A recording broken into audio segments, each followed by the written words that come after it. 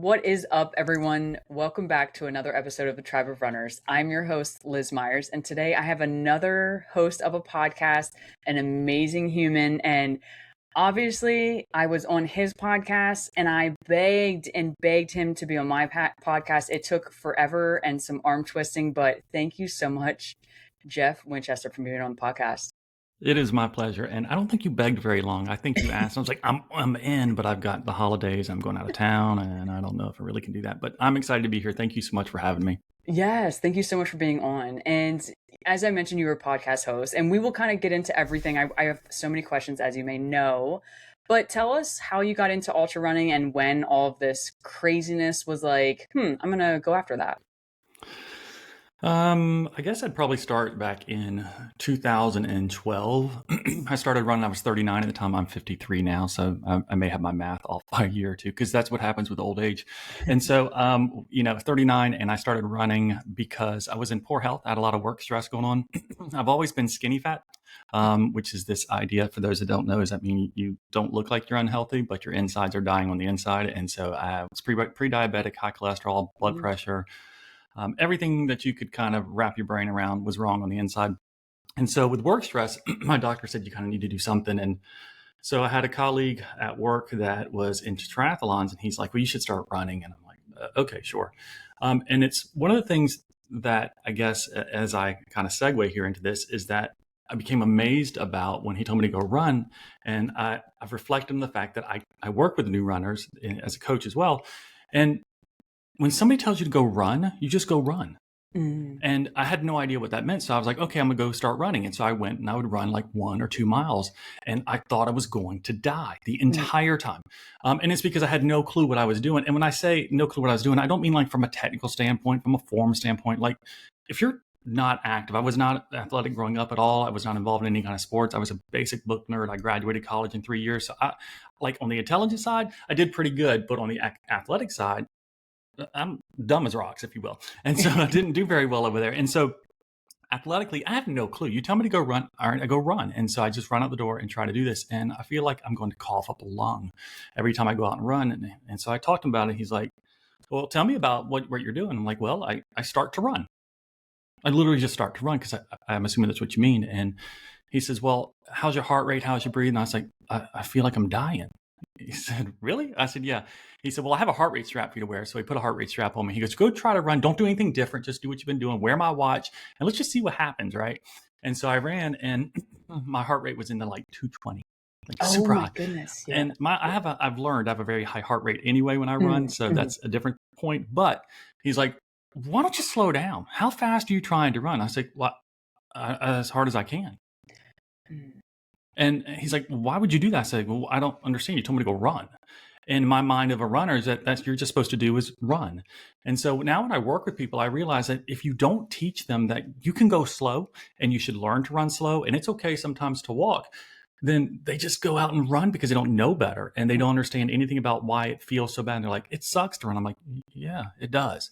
And so that's a really long story. Sorry about that. So I at that point, he said, I want you to incorporate walking, get your heart rate down. And so for about a year, I did this thing I called jogging. I had never heard of a run walk thing before. It was basically a lot of jogging, not even running, and a ton more walking just to kind of cover distance. Eventually, I could run 1/10 of a mile without feeling like my heart was going to explode. So, I mean, that's what I'm talking about. Like I was not healthy from a running standpoint. Fast forward a couple of years, about 3 years later, I was eventually working out with my co-host from a previous podcast I worked on. I was on the Ultra Running Guys podcast from this guy, Jeremy Reynolds, from October 2020 to October 2024.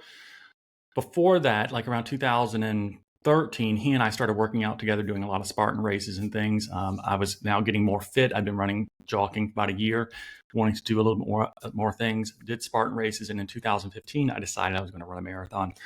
I was running really well by 2015 and wanted to do a sub 4-hour marathon and did not get my goal. I missed it by like 7 or 8 minutes, I believe it was. And so I got really, really pissed. And there was a 50K the month after that was local. And I was like, well, I'm just going to go run. Like, I'm just going to see what this is. I have no idea what this is. I'm going to do it. And so I went out there. It was brutal. It was horrible. It was a nightmare because, I mean, again, somewhat of a new idea. And I actually loved it. Like I loved everything about it. And um, after that, I said, well, I still want to do a sub 4 hour marathon. So 2 months later in March, I then ran a sub 4 hour marathon and was stoked. But I kept looking back at this first 50K thinking, I mean, I really struggled in that 50K. Marathon was fun, but I really struggled and I really liked the people around there. I think I want to give that sport, which I didn't really know was a sport at the time, a little bit more attention. And then just started looking into ultra running more and fell in love with it and started training for my first 50 miler, I think was a year after that. So yeah, that's a long story. So that's how I got into it. No, that's incredible. And one of the first things I have to say, and I think you did talk about it a little bit, but like it needs to be re-talked about, is getting into this and like not really knowing what you're doing. And like you mentioned, like literally someone says, hey, let's go, like go run it. It's good for you.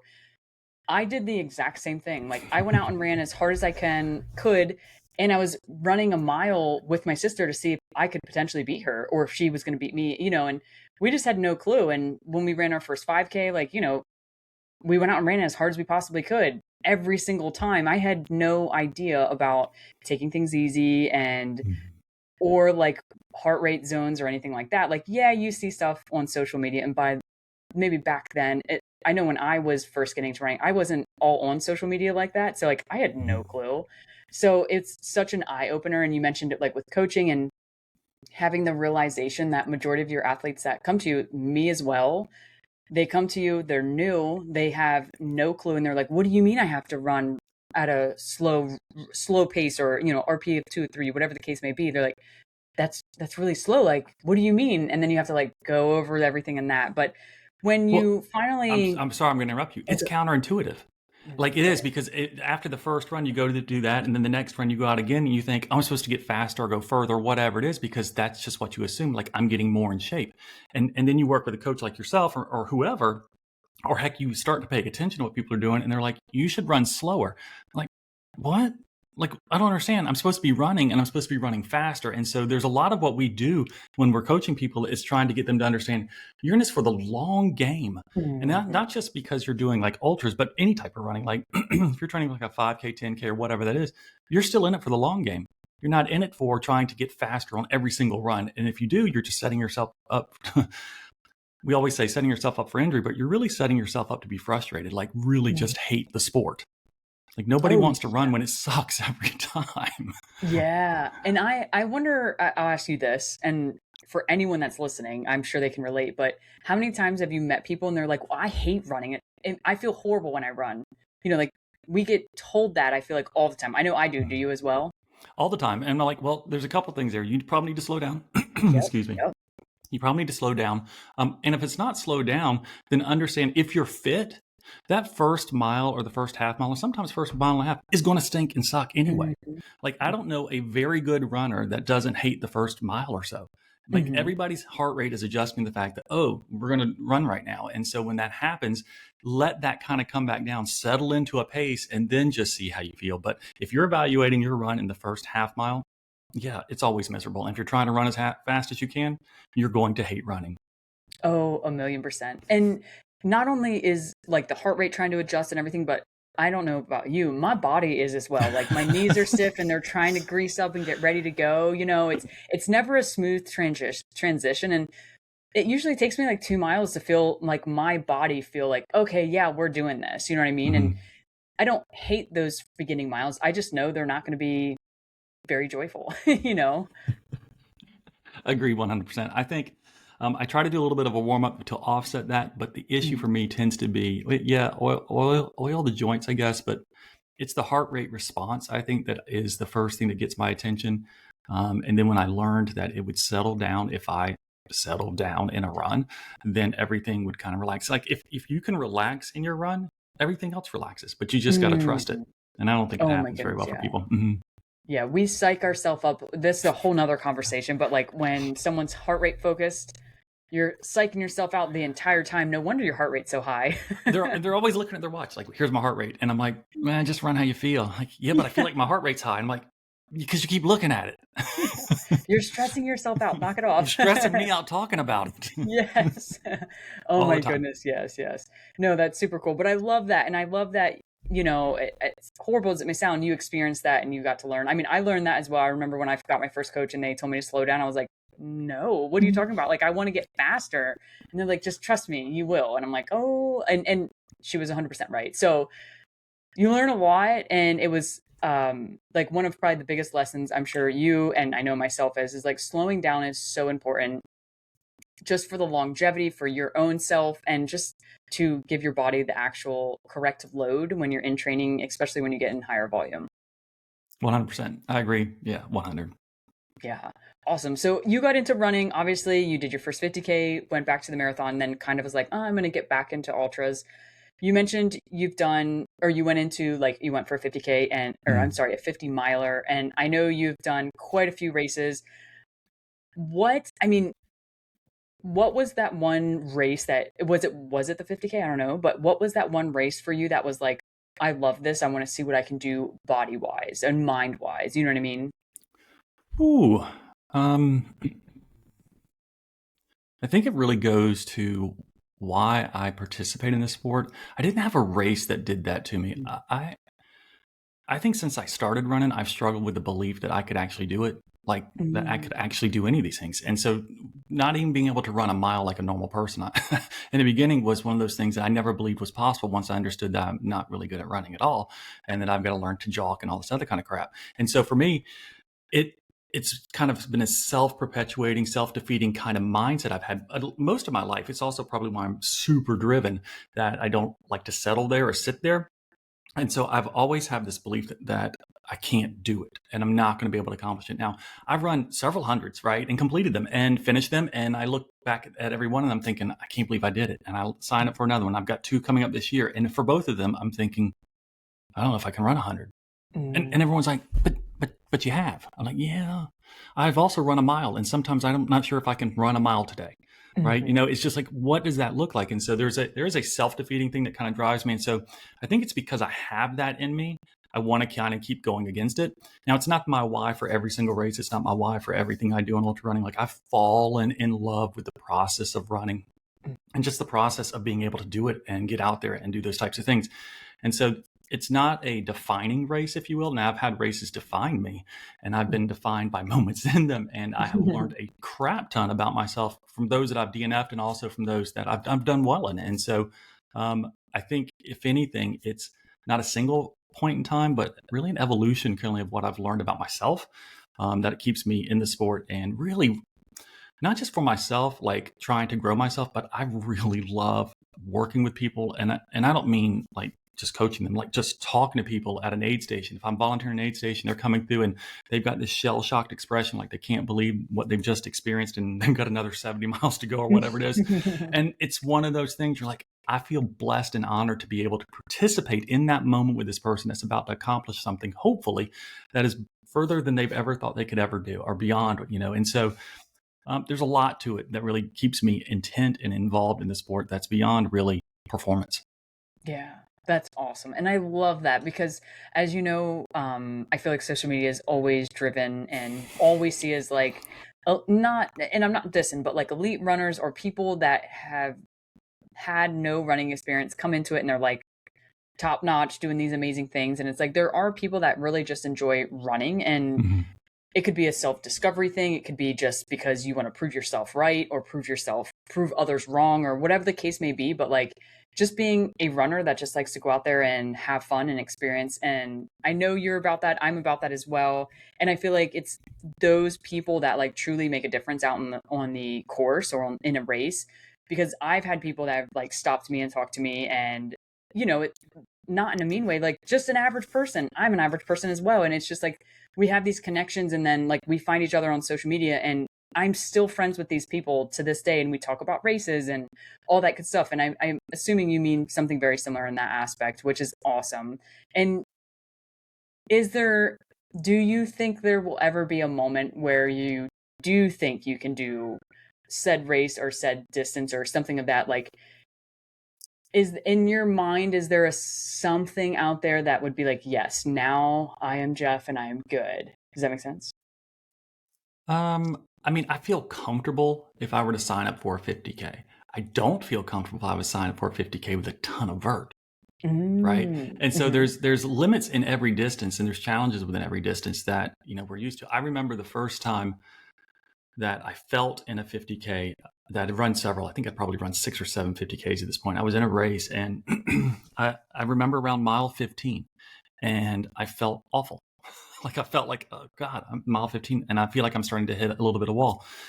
And not bad. Like, oh, I didn't feel like I was going to die. I didn't think I was going to be done.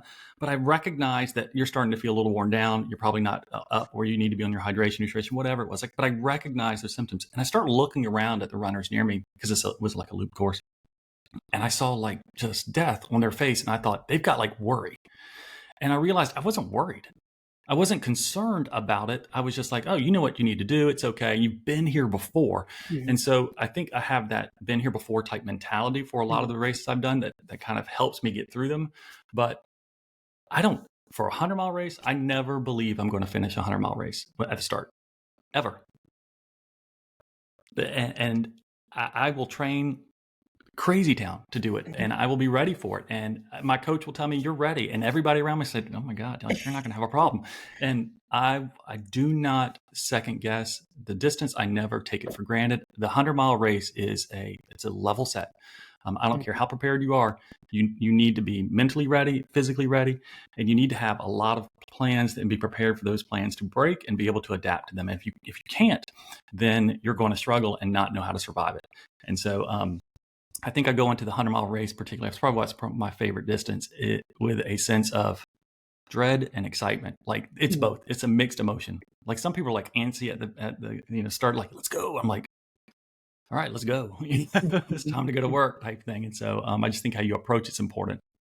Oh yeah, no, it's so so true. And I honestly say this a lot to athletes of mine of like I hope everyone feels prepared physically, mentally, Mhm. as close as we could get you, because there's always doubt. We always have a little bit of self-doubt, but as long as you're around, have people around that are supportive and telling you the right things and all that, that's super important. But also, like, no matter the distance, even a marathon cannot go as planned. Yeah. And literally shit could hit the fan, and you Mhm. have to try to adapt and overcome these things. And I love the mentality of that, like, 100-mile, like, there's always an I don't know in that aspect. Mhm. But do you ever feel like that thought in the back of your mind of like, I can't do this, or I don't know if I can do this, ever gets you down? Or are you a good mentally It strong used person to. out there? It Oh, okay. used to. And so I've learned a lot. Like I said, I start with a self-defeating attitude, right? Which is never Mm. helpful when you talk about trying to be positive in a race. You're always telling your athletes and yourself, you need to stay positive. And it is true, you should. But you also bring your own baggage into every race. You also Mhm. bring your own self-perception, self-identity, and all this kind of stuff of how you see yourself. And I think that's part of the challenge that each individual brings to their own race, that as a coach and as a coach yourself, you can't change it. You just have to help them learn from it. And so I've DNF races, but I've now gotten to the point I succeed in more than I don't. And I Mhm. have learned a ton about like why I have DNF'd mentally, like what the DNF struggles have been. And a lot of times I've have time goal for like one of the first ones. I had a time goal of wanting to hit like 24, sub 24 in a 100-mile race. And it was the reason that kind of crushed me, because as soon as I became off pace, I became so discouraged and thought I'll never get it back. And you start becoming so hypersensitive to time that it just derails you completely, because all you do is think, oh, if I'm slow this lap or this mile or this 10-mile gap or whatever it is, that it's never going to come back or it's never going to get better. And so when I began to remove the pressure of time, then I got faster. Like, when I Mhm. removed the time goal, I actually got faster because I stopped focusing on it and started focusing on other things. I had a race 2019. It was the Yeti 100. I DNF'd that because I was so concerned about external pressures and external viewers. At that time, I was in the middle. We had just launched our plans to do a podcast, the Ultra Running Guys podcast I used to do before. And maybe it was 2020. I DNF this. I don't remember when it was, but around the same time we're launching this podcast, and everybody in our local community knew myself and this guy Jeremy as the Ultra Running Guys, and so we built this presence as the Ultra Running Guys. Well, I'm on in this race, and like, oh, you're Jeff. You're one of the Ultra Running Guys. Well, that's cool and all, except now I'm on the side of the trail around mile 56, retching and not sure what to do. And mentally, I collapsed because I said, I'm not even doing this for me. I was doing this for other people. I'm like, okay, that's not going to succeed. I DNF'd the race and came out of that thought, okay, I don't care anymore. I'm no longer going to concern myself what others are trying to perceive me at in this type of event. I'm going to do this because I love the sport. I love doing runs, and I'm going to challenge myself to no longer worry about what others may think about this persona that people are starting to apply. And so I dropped that. And so I've done this on a few other races, learning about myself and things I could like change that have helped me mentally kind of get tougher, if you will. I think we use that a lot. And one more thing on the same topic, so I'll just keep going, is that I believe that ultras are hard. And you should know this. You run them yourselves. Running ultra races are hard. Training for them is hard. And every single person I work with and talk to this about says they agree with that statement. But what they don't agree with is at the start of the race, they start running, and then around mile 10, 15, 20, whatever the number is, it could be 30 or 40, it got hard. And it got hard earlier than they thought it should. And so I tell them, I said, why are you surprised by the suffering? Like at some point you knew it was going to be hard, but now you're behaving like you're surprised. And so, right, you get this, you're laughing because you get this. Like at some point we're surprised that it's hurting. Well, you knew it was going to, you just aren't happy with the timing of it. So instead of being surprised by the suffering, adjust because you knew it was going to happen. And so going into races now, I do have this pragmatic idea that it's going to be difficult. It's going to suffer at some point. I'm going to have a good time. I'm going to be grateful. I'm going to hate it. I'm going to go through all these emotions, and that's okay. That's my answer.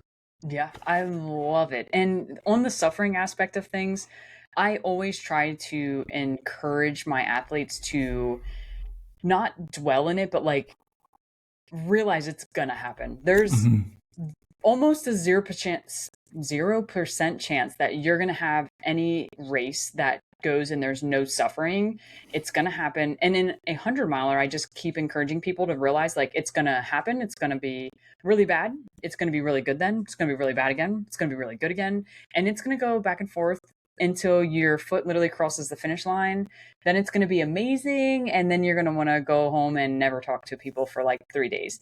And I think that's part of why we do it too, because we want to suffer, but yet at the same time, when it happens, like you mentioned, everyone's like, oh my gosh, why is it now? You know, like I've been in a 50K and 15 miles in, like something starts going wrong. And I'm like, what is this? Like, this should not be happening, but it should. Like, there shouldn't be a word in races because you don't know anything in reality. Like, anything can happen.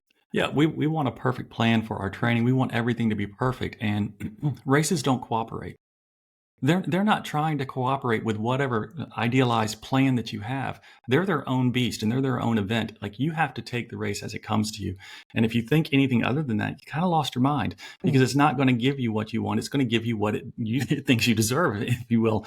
And I mean, it's kind of like my own, like a philosophy. I've been talking to my wife about this. It's like, why does she think, she asks me all the time, why do you think you're so driven? I'm like, I don't know. She goes, well, how would you boil it down to anything? I'm thinking, well, I think you should just continue anyway. Like no matter what, you could have a failure, you could have something go wrong, but how do you get up and keep moving forward? How do you continue anyway, regardless of what's going on? It could be in any type of any aspect of your life or not. And so when I think about this and start applying it to even how I do my own training or even to those that I talk to about training, is that you're asking me for the perfect training plan to prepare you for a 50-mile race or a 100-mile race. And I'm going to ask, do you think that you're going to have great weather on your race? I'm like, well, I mean, I don't know. Cool. So in training, if the weather is bad because it's hot today or it's cold today or it's snowing or it's raining, are you going to run? I'm like, well, I mean, the weather's bad. Right. So training needs to be consistent. Like, how are you going to kind of work through some of those things? And how are you going to continue moving forward in your training? Because if you can do that in training, you can do that in your race. But if you're always sidestepping in your training, then you're going to sidestep in your race. And so I kind of push that. Yeah, 1,000,000%. I couldn't agree more. And I'd say this all the time as a coach too, because I'm sure you do, you get athletes that are like, well, it's kind of raining and it's a little chilly. And the first thing I always say is like, well, do you have a treadmill? Like, get on the treadmill. And if they're like, well, no, I don't have a treadmill, I don't have access to one. I'm like, cool. Then as long as you're healthy and nothing's going wrong and it's not gonna, like, there's no lightning storm or some crazy snowstorm or ice, get your ass out there and go run. Like we need to do it, you know? And I have ran in so much rain before. I've ran through the post hurricane out here. And now I'm like, you know what? Like, I can suffer in the weather and I'm like, I'm just going to go on the treadmill. I'm not going to lie. Like that's my Yeah. thing now, or I'm like, I'll just go to the treadmill. But I will say, like, when I'm training for a specific race and I'm getting closer to a race, like, I am going to make myself suffer a little bit more because I wouldn't be as prepared as I possibly can for who knows what's going to happen in that race. And it Yeah. sounds like, like that's what you talk about and encourage as well. Cause like you just don't know sometimes. Well, you're looking for consistency, right? Consistency in training or consistency in excuses. And I mean that like in pure love for everybody. It's that if you're always coming up with a reason why you couldn't run, then that's a consistency and excuse. Now, if you can't run for one day here or one day there for a given reason, that's different. I'm talking about if you are consistently, bailing on a run because of some reason, maybe you ate really poorly the night before. And if that's your consistent excuse because you're always eating bad and it's kind of impacting your next day or your morning or whatever it is, well, in a race, you're probably going to be eating gummy bears and like cold chicken soup. So you may want to get used to eating crap and then going for a run. So if that's really your problem, then you're going to have to train that too. So Yeah. consistency, I think, in training versus consistency excuses as a coach, I think that's what we're looking at. It's the anomalies. We're okay with that. Like if you don't get all your runs, I'm okay with that. I'm not okay if you're always giving me a reason you can't run. Yes. And I'm sure I heard of it, but not like the way you worded it. The consistency is what we're looking for. It's 100% true. Is it going to be the consistency in your training or the consistency in excuses? I love that. That's gold. I'm going to steal that. I'm telling you right now, Jeff. I'm going to steal it from you because it's so true. And I can think of incidents where, like, I have even given excuses where I'm like, I just don't really, this and it's the holidays and like, what's an extra day? And in reality, it's just excuses. Liz, this is me. Yeah. I'm only coaching from what I have learned. I'm only living and saying how I live. Like if I do this and have seen this about myself, I'm like, I'm just going to tell people you Oh, probably yeah. are doing this because I do this. It doesn't mean we're all the same, but if this is what you do, hey, you just got consistency of excuses and you probably need to figure out how to break that crap because that's just going to define you in the future. So like, hey, continue anyway and keep moving forward and do what you need to do. Yeah, I love it. I love it. And we're talking about this, but we haven't really talked about it. But you are a coach, and how did you, not how, but when did you decide, hey, I really like what I'm doing. I want to start coaching people. And then you've mentioned it before, but like you love it. So obviously I'm very, very happy that you continue to do it. But tell me a little bit about like how you got into it. I did not get into it to coach. Oh. At all. That was not the plan. So, I've alluded to the fact that for 4 years I was a co-host of a podcast. I'm a host of a different podcast now, but during that podcast, probably 2 years into it, I realized that I probably wanted to know more about the sport from a training perspective and a technical perspective. Other than being a participant, I wanted to have a different knowledge base that I could apply to a conversation with a guest about running in general. Because ultimately the goal in the podcast before and even the podcast now, it's really to try to help runners figure out what they need to do to just get better, and to kind of give them a resource of information. And so if I wanted to do that, I'm a lifelong learner. I love to like study and learn new things. I'm like, well, you should probably get certified, not because you want to have that certification, but because you want to be educated and feel like you are. And so I got USCA certified in ultra running. It was like that for almost a year, maybe 7 or 8 months, and then decided, should I coach? And Jeremy at the time, he's like, you should try and coach somebody. I'm like, I don't know. I've got a great job. I'm doing pretty well in it. And life's going, as it is.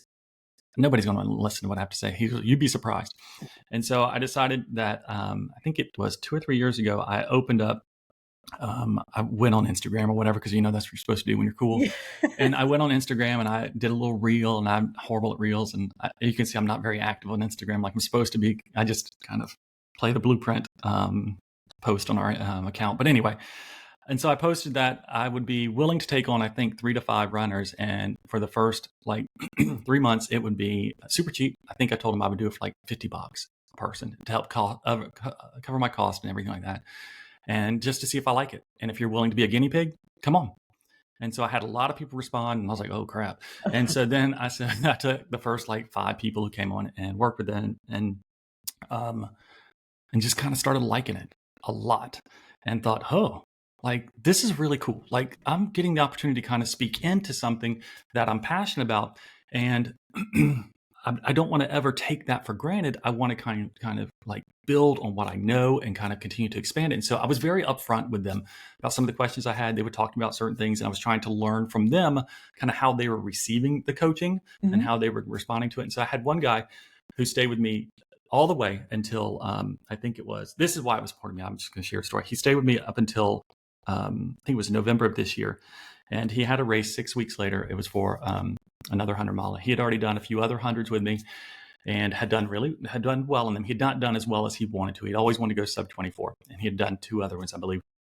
And in November, he lost his job. Now his race was 6 weeks later in December, and by cycle, then, we're supposed to be done coaching because you can't pay me. Well, it's not about that for me. And because it's never been about that for me, I said, I don't care. I'm just going to keep coaching. And he goes, you're going to keep coaching me. And I didn't, he didn't say it like that. That's just a Jeff way. But I said, I'm going to keep coaching you, and let's just keep doing this until your race. And I did. And I'm just super grateful that I did. He ended up breaking like sub 24, but he ran like a 21-hour race.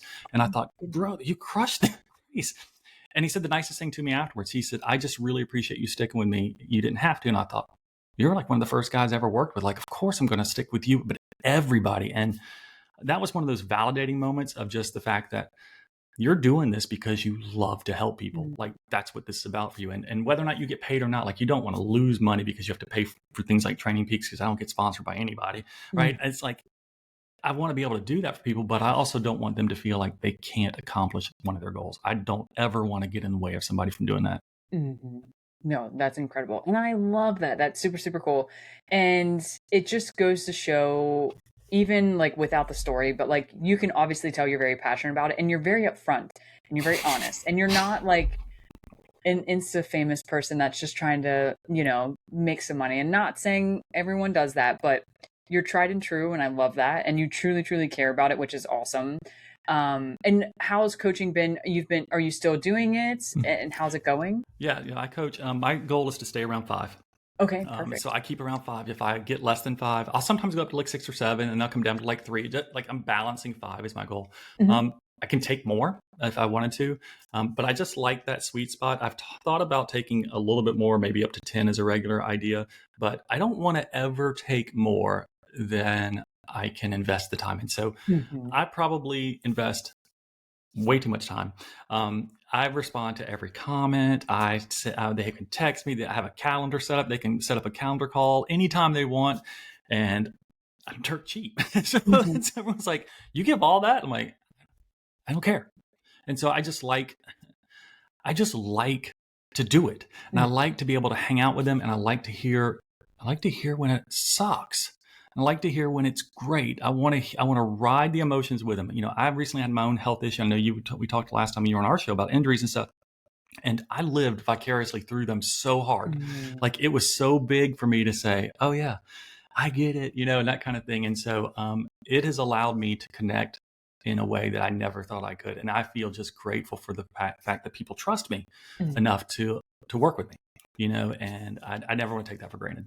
Yeah, that's awesome. And I love to hear that. It's so heartwarming, honestly. You can just see it. I can see it literally, but you can hear it in your voice for the people that are listening. Like, you truly care, and it's super passionate. And I love that. And it's only going to get better because you're continuously reaching new people, I'm sure, coaching new people. As we all know, athletes come and go. So like, you're getting to inspire and encourage and help other people, which is so awesome. And you have the podcast, which you do it through there. But we've kind of talked about everything, and I did want to talk about your health issue, the injury and all of that, or, like, not being able to run is a good way to put it. But if you don't mind, do you mind getting into that and talking about it? No, I don't mind. So I'm still dealing with it, if you will. I don't know if that's true or not. Mentally, I'm still dealing with it. I think that's probably the fairest assessment of it. So back in the beginning of October, the end of September, I ran the Yeti 100, had a great race. I learned a ton about myself there too. We won't go into that unless you want to, but I had a great race there, had a good time. And then 1 week later, I went to the hospital because I thought I was having a heart attack, and literally thought I was having a heart attack. I woke up in the middle of, I'd gone to bed. It was a Friday night, and I don't know, maybe 10 or 11 o'clock. And I felt like I was having heartburn, or really bad heartburn. And so I, took Tums, took all the things you're supposed to take. I take an acid reflux medicine already, and it just didn't seem to want to go away.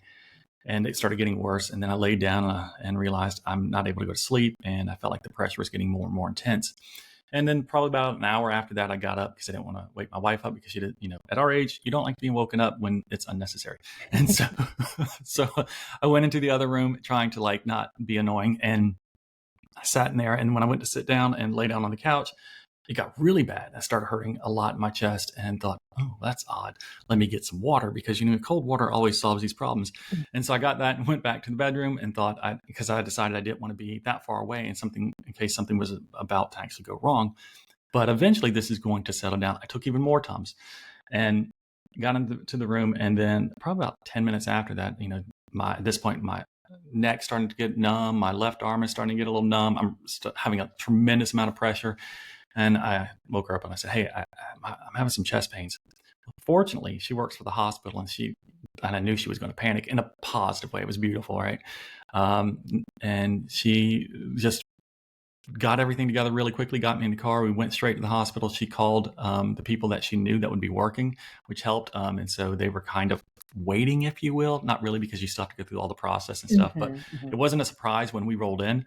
And at that point, everybody thought I was having a heart attack. They were just minutes away from telling her that they may need to call the family in, because this looked like it could be a massive heart attack I was experiencing. I was in tremendous pain. I've never experienced that level of pain. And long story short, after a full, probably another 6 to 8 hours, they determined I had pericarditis, which is inflammation of the sac around my heart. And the reason that the pain was getting worse and worse is because when that sac gets inflamed, anytime you touch it, it's like if you have a bruise and you keep touch, it just keeps getting hurt. Well, the problem is that it's a sac around your heart. And if your heart's beating, it keeps hitting that sac. And so it just gets worse. And then if you lay down, then all your other organs want to lay around and crunch it, and that makes it worse as well. And so it continued to get exacerbated to the point that they put me on morphine, they put me on Teradol, they took me on other anti-inflammatories and stuff, and nothing would get the pain down to a level and it took about almost 36 to 48 hours before the pain would subside. So I stayed in the hospital for the weekend, and I have a cardiologist who happens to be a friend of mine and was at the hospital at the same time. He said, hey, you probably shouldn't run for a little bit. I'm like, well, what do you mean? Like, how long?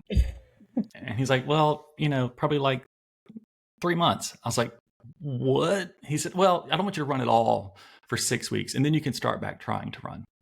So when you have an aerobic base, you hope it hangs on for a few weeks, but it goes away. And so I was walking. I was allowed to walk, but I was not allowed to walk fast. So when you think about walking, it's like me as an elderly person, which I'm getting there anyway, walking like an elderly person, just trying to kind of stay moving, which was important mentally for me. Because I wasn't able to do any kind of exertion that would raise my heart rate. No weightlifting, nothing like that. Anything that would cause my heart rate to go up.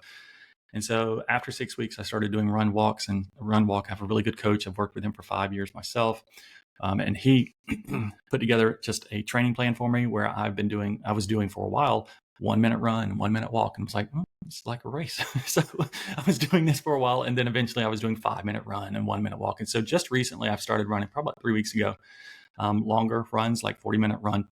I think actually when I interviewed you on our show, that week was one of my first runs that was sustained for like 30 to 45 minutes, sometime around that same week.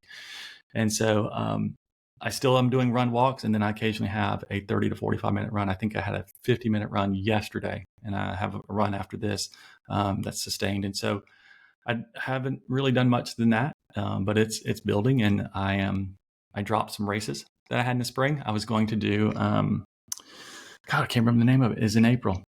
I forgot it already. It was a big one. It wasn't Zion or anything, but anyway, it was a race I was planning to do in April, and I ended up not doing that. So now I'm doing Burning River in the summer, which I should be okay for. I'm hoping.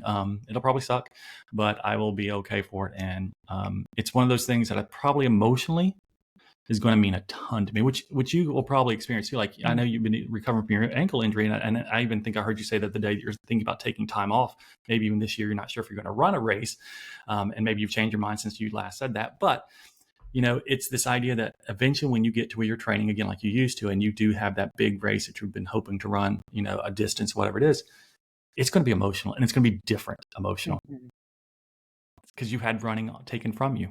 100%. Yeah, I do have a race planned. I have two, Well, but they're later in this year. what is So, it? no business. Oh, you did get into that. Look I at you. haven't. Oh, I'm I'm planning to do no business. The uh, lottery or the to get in, it's in February, so I have to oh, wait till then. But this isn't about me. This is about you. no, So no, no, no, no. About you though, for a second. What do you think it's going to be like when you line up for that race? like I'm gonna be fighting back tears the entire time. It's That's what I'm such an thinking. emotion. I already feel that way now. Like, oh, it's gonna be. It's That's what I'm because like talking about. and because you exactly say like I've had to drop races Mhm. and they were races I was looking forward to that I would trained all year for. Like it is very, very crazy to like have something taken away. And I'm sure you can 100% relate, but like I'm still not 100% and you're still Mhm. not 100%. And it's so freaking aggravating. It's yours is way different and you need to be slow. You need to, like, and I know I do too, but it's just an ankle. Like it's just an ankle, but it's It's a so rebuild, hard. though. It's still a rebuild. And if we Yeah. ever believe that it doesn't take time to rebuild, then we're lying as coaches to the people we coach. Oh yeah. Yeah. Yeah. A hundred We just percent. have Yeah. to suck that up too. Yeah. And so emotionally, I think it's going to be huge for you. I know for me, I'm going to be overwhelmed. And when I finish, I'm probably going to lose every bit of drop out of my eyeball that I Oh have yeah. because it's going to be that type of race. Yeah. No, I can bet the same for me. And I'm not even like a crier. I'm not very Same. emotional. And I am just like low key like terrified that I'm just gonna lose my shit and start crying Hey, everywhere. here's to losing it together. Yeah, and it is the wildest thing. It's funny. I have a new YouTube video coming out and it's about like coming back to running and what people don't tell you about injuries. And this is a topic like the simple fact of like even if like we know the cardio comes back, we know the endurance will come back and it usually takes a little bit, but then it comes back and it's there and you work back and it's kind of it is whatever, but like no one really talks about the mental like I didn't even and I don't know how you feel. When I couldn't run, I was like at first I'm like, "Oh my gosh, my life is over." And then I'm like, I just find other things to entertain myself. So like I got really into like just a bunch of different things. I got back into lifting, got like dove into work, like, spread my time in other places. And I didn't really feel like I lost it. I'm like, I'll come back to it. I'll come back to it. But now that I'm getting back to it, I'm kind of like, well, my ankle still hurts. Like this is still not fun. Like when is it going to be fun again? Like I'm still going through that process of like I have to be careful when I run because I don't want to re-hurt the ankle and things like that. And I'm sure you're on the fence like with not pushing it too much and also being safe and then listening to your body as well. And it's just things like that that people don't talk about and really share about. Yeah, I think it's probably why, like I said earlier, that my wife and I have been talking about like what keeps me so driven and stuff is that once I've kind of accepted the fact that this is just what I do and this is what I enjoy doing, I'm going to continue anyway. Like I'm going to keep doing it. And I I don't care if it's going to take me a long time. I used like when it first happened, I thought, oh crap, like I've got races I had planned to do like the beginning of the year. I really wanted to do. I'm hoping to get in the Western States. I'm hoping to get into this race. Well, what happens if I do? And I was going to do Canyons 100. That's what it was, Canyons 100K. And it's okay. Like I rested in the fact that, wait a minute, like you're going to keep doing this sport. Now, at some point, if the cardiologist and everybody says you can no longer run, we're going to have a different come to Jesus moment because I'm probably going to keep running and we're going to have, maybe I'll get to go sooner, but I don't know because I want to still do the sport, but I'm not going to be stupid and I'm Mm-hmm. not going to be, immature about it. I'm going to say, okay, your body is going to adapt. Like you want to mentally adapt to things in races. You want to physically adapt to things in races. You can adapt and you just know it's going to take time. And so if we can preach the long game with our athletes, we should be able to preach it to ourselves. And we should be able to respect the fact that, we're no different just because we've been doing it longer, maybe. We just need to we need to show it. We need to just do it. And what if we can kind of come back for something like this, then maybe that gives a better message for somebody that we work with or that knows us or follows us or sees us or whatever they're doing as some stalker. Like then maybe we're giving a positive influence to them like, oh, you can come back from a difficult situation. Oh, you can come back from an injury, or you can come back from you decided you're going to become a swimmer and decided now you're going to run. Like whatever it is, like you can come back if you just continue, And so, yeah, That's it. Yeah, That's just what I think. I agree 100%. And it obviously took me a hard smack in the face because I rolled my ankle and then I kept Hmm. training and re-rolled it, made it way worse. And that's when I like took a step and I'm like, what am I doing? Right. Like, I don't want to just run this one race. I don't want to just run the next two races. Like, I want to consistently run. And I'm honestly tired of this ankle having issues. So I want it to be as good as it possibly can. And I know I will always have to work on it, but doing what I was doing before wasn't doing anything Mm. to help me guide me towards being a runner in the future at all, and same, like, exactly same thing that you were saying. It's about the long game. It's not Yeah. about what's nice now. And that's where I've been sitting with, like, it just is what it is. People are like, I don't know how you're doing. I'm like, yeah, I want to continue running. It's not going to happen overnight. So I just have Mhm. to take it day by day. If the ankle's a little angry today, I have to be a little carefree tomorrow and go from there, and it's just kind of how you have to handle things when you want to do it long term, and that's what really, I think, has kept me going. Would you say that's the same thing? Yeah, I think it's called maturity. No, yeah. I don't know if I have that I though. know you're afraid to say it. I was going to tell you that, right? But ultimately, like, we become mature in the sport. Like when you love something and you get it taken from you, or you think it's going to be taken from you, you do adapt, I think, mentally to it, and you do accept that I'm going to have to kind of deal with this because I don't want to go away. Like I want it to be something that I do. Like I want to be the person when I'm 80, 90 years old that I'm going to do a 5K or something, and everyone's like, "Wow, if that old dude can do it, and he can barely walk." Then I want to be like him. Cool, let's go. Let's figure that out, right? And so it is maturity. It's understanding who you are, where you are, and what you want to do, and how you're going to get there. And Mhm. when we can slow down and trust that process, we can't be stopped. Oh, for sure, for sure. I couldn't agree more, and we're both doing it, so I'm proud of both of us. I still don't know if I could say I'm mature enough about that, but You are. You don't want to be because you're trying to be too cool, Liz. Liz, you're mature. Welcome to adulthood. oh no, I don't even know what that word is. Come on. No, that's awesome. So, with that being said, you mentioned you have a race plan, so you're planning for the next race. What do you have a full year planned ahead, or are you going to tackle that first race and then kind of go from there? No, I have a year because I'm stupid. So, Mhm. but I'm okay if they don't all happen, right? Good, good, good, So I good. have the big races are the Burning River 100 in July, the Mamba 100 in November. I did not get into Rim to River, which is in October. I was going to do Rim to River, which is then 2 weeks before Mamba. I was going to try it just because everybody I interview on my podcast does that apparently, and Mm. so I did not get in. I'm actually on the wait list, but I'm a number 150, and so to the race director there, I appreciate that. I know I'm not getting in this year, but maybe next year. And so, but yeah, so I'm doing those two. And then there's a 50K that's in March that I'm looking at possibly going out to do here, which I'm not going to be able to finish it. So I don't even know why I want to attempt it, but I may just go just to DNF it, Mm. Get right? some. Just to go out and hang out. Mm. And so I actually love the race director and everything about it. So I've never done that race. It's got a lot of vert, and I'm not training for vert either. And so it's going to be a complete Mm. suicide mission. Heart rate will be through the roof. Yeah, your heart rate's So not going to know what's going on. right, but in that same token, it's called the Euphoria 50K. It's got a lot of elevation.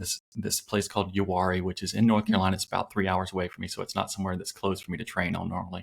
And I live in the flat eastern coastal plain of North Carolina, as you know, you live in Florida, Mm. and so I don't have a lot of options to train there, but they do in the summertime free 20-mile runs like once every 6 weeks. And so I'm going to try to go to a few of those during the summertime just to go out there and just hang out and climb there 20 miles with all these crazy people that live out there.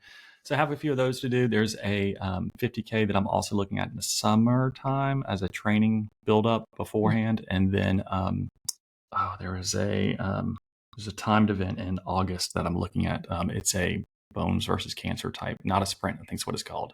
It's a Oh, timed event just to kind of do mileage in the heat as well. So nothing major. There's a few of those types of races that are on the calendar. So and I have a half marathon in 3 weeks, there you but I'm go. not racing it. Just going out to have some fun. Mm-hmm.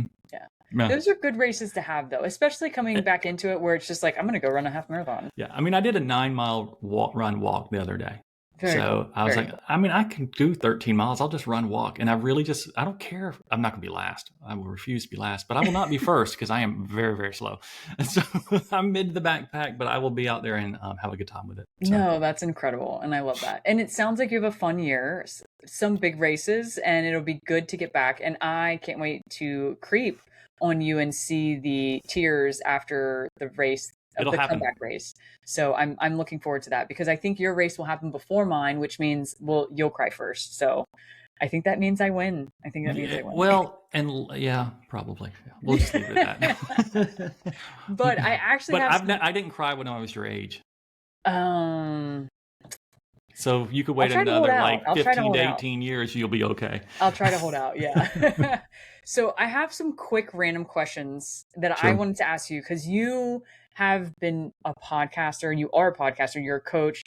So I'm just gonna, these don't have to be quickly answered, but I have Okay. like a list of a few questions that I wanted to ask. And I actually planned this out because I knew you would be fun with this. Um, so the first question is, and this is actually a good question. It's not like a funny one, but Were the other ones bad, Liz? the other ones are kind of funny and bad. Oh, okay. But All right. It's good. That'll um, work well. the I know you've talked to a ton of people. You have had so many people on the podcast, and you are a coach, and you're just in the running world, and I love everything that you do. So my big question for you is, with all of the people you've talked to and all, I know it's a lot, but is there any moment in time that someone said something to you that just has still stuck with you to this day? Oh God, I've been asked this question before. Like I said, I've been a host for I've been a host for over 5 years. 4 years on the Ultra Running Guys, and now currently a little over a year on the Blueprint to Ultra podcast. And um, I've interviewed hundreds of people. It feels like at this point because I interviewed race directors and everything too. I think there's been people that have impacted me in what they said. Their stories have been incredible, and I could like point out the highlights in all those people that like the stars or the elite runners I've talked to, and that's kind of cool. Like they're awesome. Like you're like, oh my God, you talked to him. I was like, yeah, that was neat. I did. Look at me. Yeah. But but the thing about every guest that I've enjoyed is the human side of them, Mhm. and that they're normal people.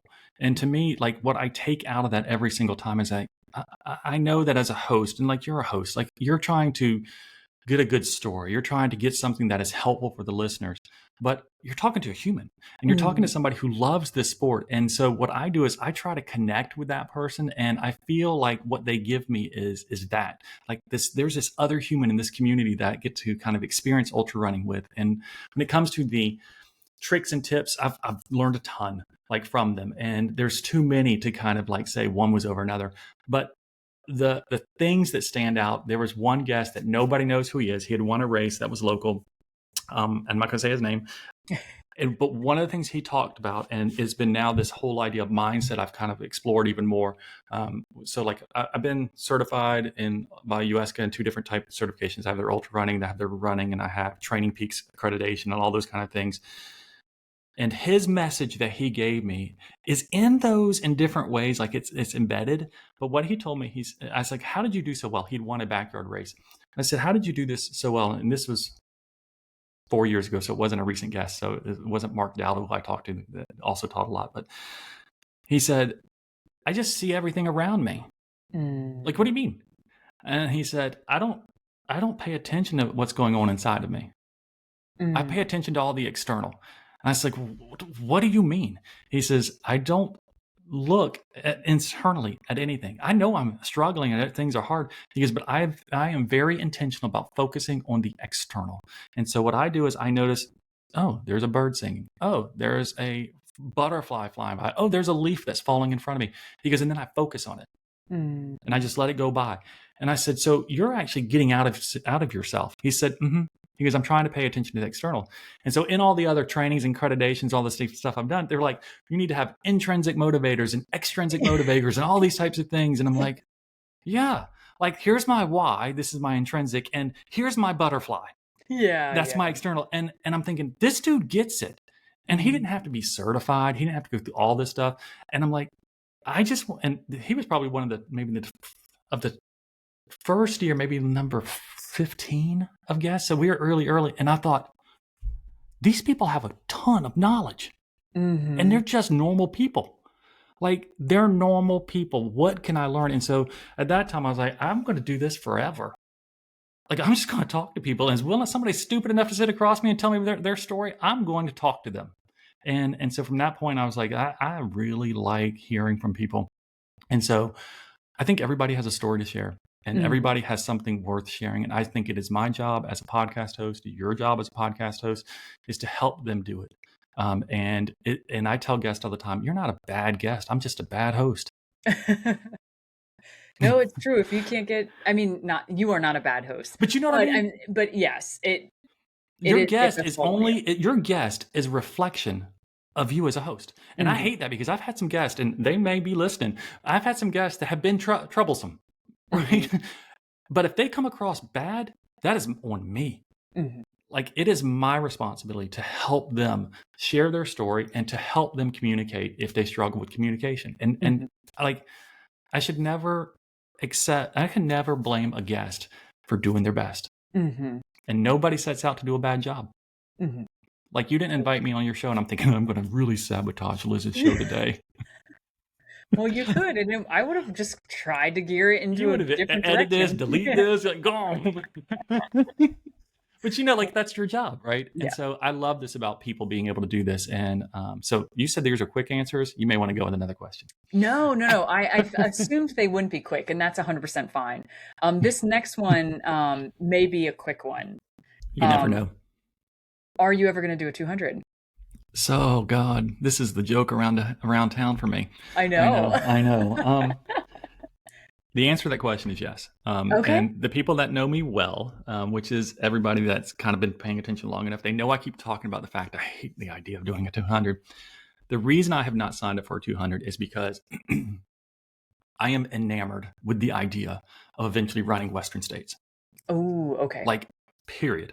And so I structure my entire calendar every year with the hope of eventually getting into Western states. And so Mamba 100 in November, the Burning River 100, those are both Western state qualifiers. I'm going to be getting my ticket.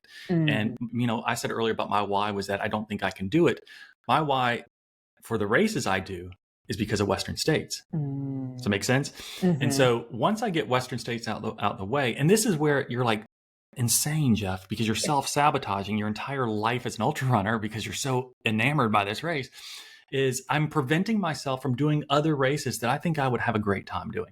Like, I want to do the Cowboy 200 because it's a flat one. I'm like, I think I could do that one. And so I want to go do that race. I interviewed those race directors years ago and everything. They're fantastic people. I want to do that 200, but I told them I can never run your race until after I've run Western States. I don't even have to finish Western States. I just have to go. And I just have to show up. And then after that year, I don't care. Does that make sense? Yeah, I get it. I really do get it. But I do think you're crazy. I know. Yeah, and it's no judgment. I'm not judging. You can judge. It's allowed. It's allowed Maybe here. Trust me. No, you can judge because it's not the end all be all race. And I tell people you should not do that to yourself. And at some point we may not ever get into that race. Like, I know that. They could change the rules. Yeah. Who knows? And so, goodness. But I will just ask them to pay me thousands of dollars for all the tickets I have. Yeah. Yes. Well, I was going to ask if there is a race that you would love to do. So that answers that question. But outside of Western, do you have another like race one day that you 100% want to do and you just haven't done it yet? No. I'll do anything. Okay. Yeah. I don't have any that I don't have any that are like drawing me the same way. Like, a lot of people are like, well, after you run Western, do you think you would do UTMB? I think UTMB would be fascinating, but it actually has nothing to do with the course. Like, to me, I want to do UTMB because A, it allows my wife to go to Europe because she keeps wanting to go to Europe, and B, because they have really cool crowds. Oh, yeah. That's it. But that's not a reason to go to UTMB. Yeah, that's very true. So you need a bigger why for that. I know. It's like, well, you took your wife to Europe at least, but that's okay. So I don't have any that that I'm that enamored with, but there are a lot that show up on Ultra Sign Up that if I could afford to, I would love to be the people that I interview that can go out and run 100 every month. I'm not that human. Yeah, no, I completely understand that. Next question then. Solo crew or solo racing or with a crew? God, that's a fantastic question. It's fantastic, and this is going to be a longer answer too. That's Sorry. okay. So, I like both. When my Mm. wife does go to the races to crew me, it's they're fantastic. She helps me. This last time I did the Yeti 100 this past September, and um, she could tell I was getting dehydrated and getting a little bit out of sorts, and she could see the anxiety starting to build, and she knew I needed to finish the race. And I had talked to her about beforehand about the idea that I'm working on being more patient and more trying to reduce anxiety within the middle of the race. And so she reminded me early on, you're doing really well. And I looked at her, I said, I think I need to slow down. And she started talking about that. Just be patient, just slow down, just kind of do what you said. And so then every time I would see her at another aid station, whatever it was, we'd pull out a chair. And, they say, don't die in a chair. I'm like, no, I'm going to sit in the chair today. I'm going to take this break because mentally, physically, like trying to get everything back and all my facilities back, like I needed to take that reprieve. And so I still finished a little over 25 hours. I was like stoked with it. But I sat a lot Mhm. and I trusted her in those moments to sit a lot. And she was there. Of course, it sucks to be on the crew. Like I know it does. Like they are martyrs for sure. On the flip side, I did the Canal Corridor 100 a couple years back. Also, I had signed up for the Yeti the year of the flood. And the year the flood came through, I was there at that race. We got flooded out. Our cabin we were in, the river came up. Like we had to be left. We had to leave. And so I was ready. That was my qualifying that year, and the race didn't happen. And so Canal Corridor still had some spaces open. So I flew to Akron to run that race. It was October. It was 3 weeks later. It was a very long taper, but I ran that race solo. I couldn't ask my wife to go to that. We just put all this money down to go to the Yeti. She knew I wanted to go run the race. It was my first race that was solo. I loved it. Mm. And I liked it for a different reason because when I went, it was so validating, like, oh, you can actually execute. And you've done this enough that you know what needs to be in your bags. And it is when you do a 100-mile race solo with no crew, having been used to having a crew many for all your others, you learn a ton about what you already know.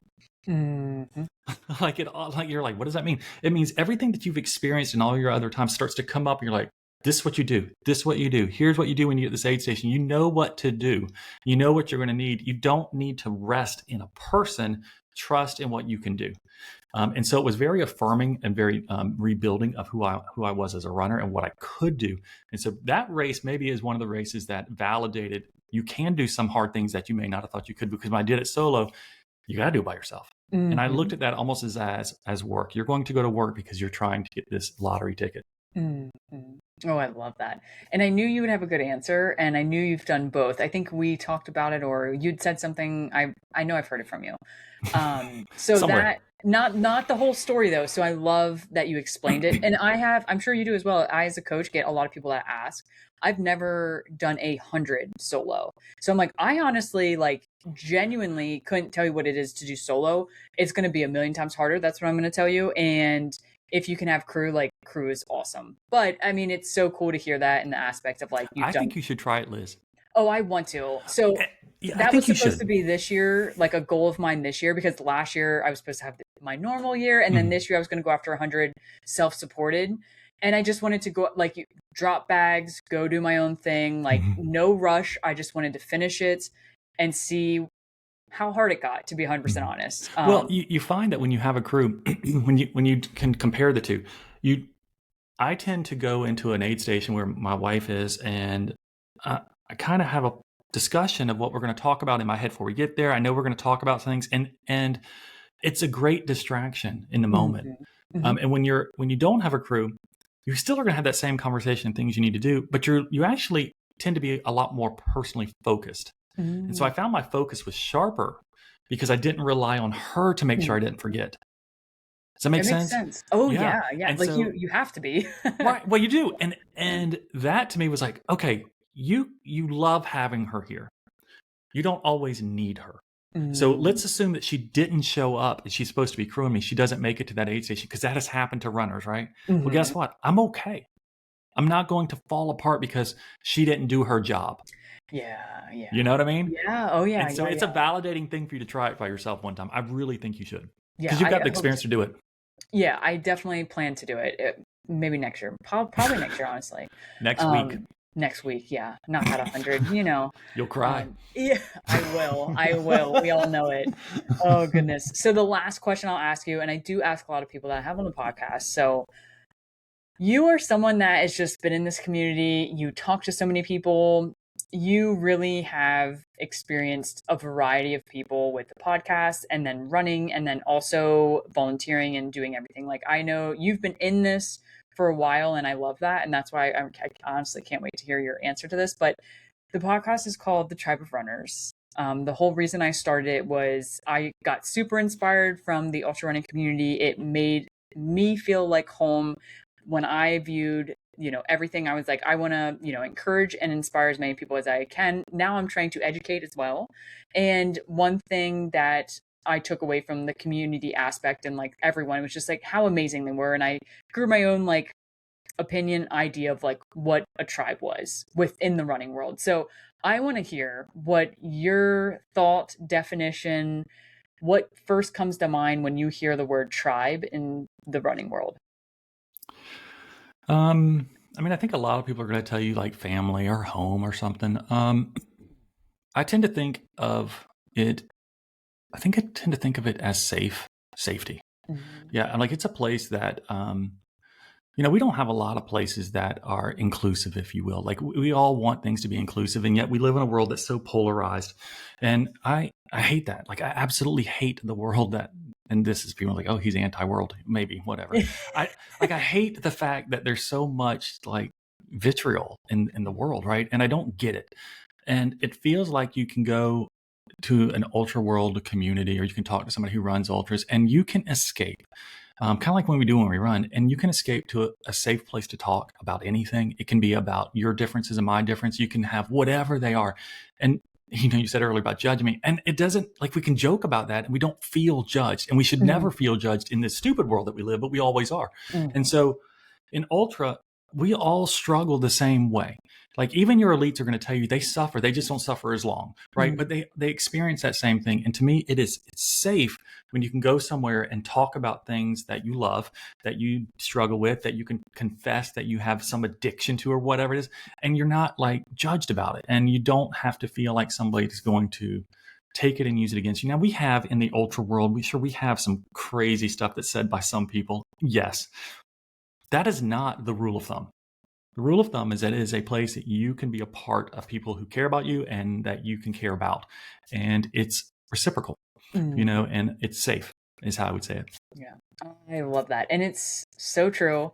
And you kind of said this, and I want to just touch this for a second. And we all are so including, like we all include each other.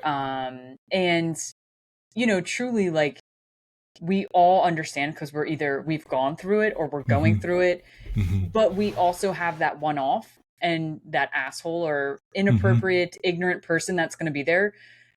And it's very far and few though. And I think that's what also makes this whole community so much more special is like, don't get me wrong, you're always going to have something, but like, it's not horrible.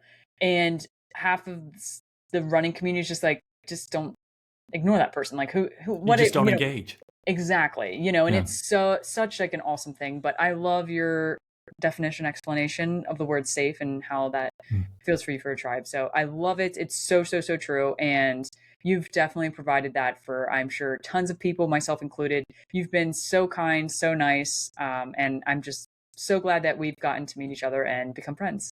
That is awesome. I appreciate that so much too. And you'll have to let everybody know how nice you think I am, because some people think I'm not. Well, I might side with them when I hear the reason why. So never know. You never know. But no, I appreciate that. It has been an absolute pleasure to be here. Like I said, I love everything about what we're doing. I respect other podcast hosts. I know what you're doing is hard. I know you're trying to bring a great product, if you will, to the people who take the time to download. And, for those who are listening to Liz, I would encourage you to make sure you like, subscribe, because I'll say it for her, to her podcast, because that's what she needs. And hopefully she'll do the same. But that is the goal, right? And so it does help her. So Liz, I'm going to do your whole thing. It helps Liz if you can kind of like, subscribe, and promote her podcast and share it with all your friends and family. It would really be something that she would appreciate. It helps her get her influence and her message out to those who are listening, and she would appreciate a lot. So yeah, take the time to do that. Yes. And once you're done doing that, then you have to go. I will have Jeff's links in the description. Go do the exact same thing for his socials, which we need to get him on top of, and your podcast and all the good stuff. So, truly, Jeff, thank you so much for being on the podcast and just sitting here and have a good time with me. My pleasure. Thank you so much for having me.